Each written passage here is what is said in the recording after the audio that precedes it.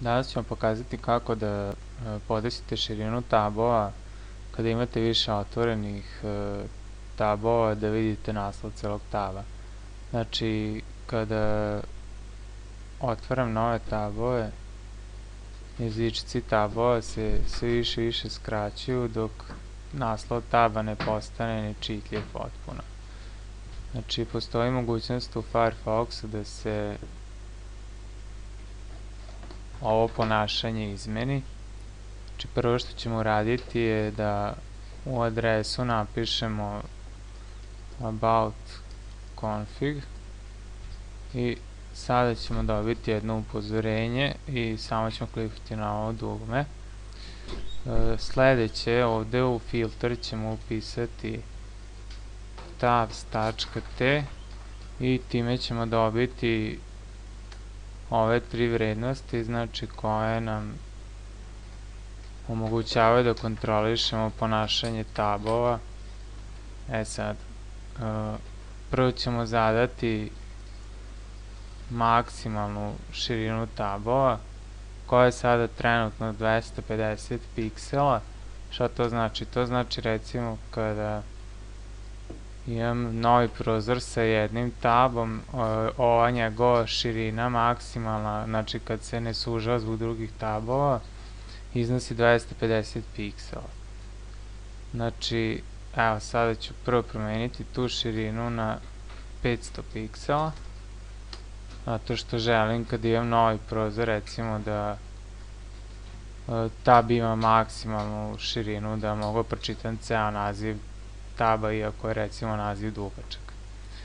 Dobro, sad kad smo to podesili i dalje imamo tu pojavu da se tab sužava polako kako ima sve više tabova, da bi stalo više tabova i samim tim se toliko suzi da ne može se pročita naslov taba ukoliko je duži nego što je širina taba.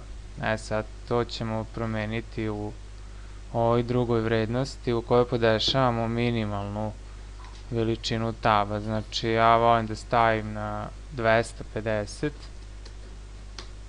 Znači dvostrukim klikom na ovaj broj dobit ćemo ovaj dijalog u koji možemo da unesemo širinu u pikselima koju želimo. Znači ne morate koristiti 250, to jednostavno meni odgovara, vi možete staviti koju želite i potvrdimo sa OK. Sad ćemo vidjeti kako to funkcioniše. Znači otvorit ćemo novi prozor da bi se videla promena. Znači ovo je sada standardna širina je 500 piksela i kako otvaram nove tabove, znači sad koliko god da otvorim tabova, oni se neće smanjivati ispod širine od 250 piksela. Znači ova sada širina možete da uporedite sa ovom širinom taba, znači koja je mnogo mala po standardnom podešavanju Firefoxa i u kojem ne možete pročitati neki duži naslov. Meni više odgovara ova neka dužina, znači obično tu može da stavim barem prve 3 reči naslova prozora, tako da mi to vrlo odgovara. Sad ovde imamo još jednu vrednost koja se zove tab clip width i ona u suštini označava vrednost posle vrednost širine jezička taba posle koje se gubi ovaj x za zatvaranje taba. Znači recimo ako je ta vrednost podešena manja od minimalne širine jezička, onda se x nikad neće gubiti, znači kao što vidite ovde.